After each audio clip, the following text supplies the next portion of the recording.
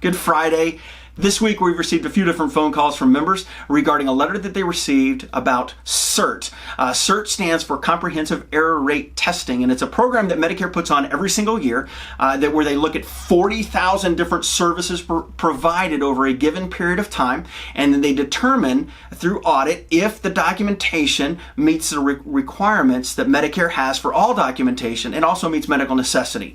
And so they do this, they perform a random selection. There is nothing that's specific to providers. So this is not an audit of you. This is an actually audit of that particular service. And the idea is that the data is drawn together for a comprehensive view of the individual providers as far as the professions, as well as the overall error rate. And so what we found is about 12.7% of the time there is errors in documentation for all providers. Unfortunately for chiropractic physicians, we're not so lucky, or we're not so good, I should say. It's 51.7% failure rate. We've got to drive that number down. The way that we can pull this off is by education. You can check out the American Chiropractic Association's newest edition that they've put out. It's about 4 hours of education, very reasonably priced. ICS members, you can jump out online to the Illinois Chiropractic Society and look at the documentation courses that we have available for you.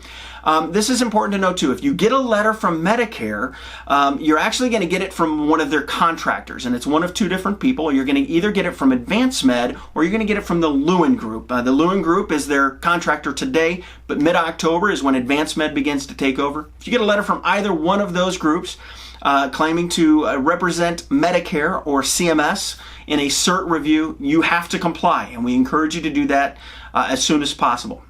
If you have any other questions, don't hesitate to give us a call at the ICS. We look forward to talking to you. Have a great week.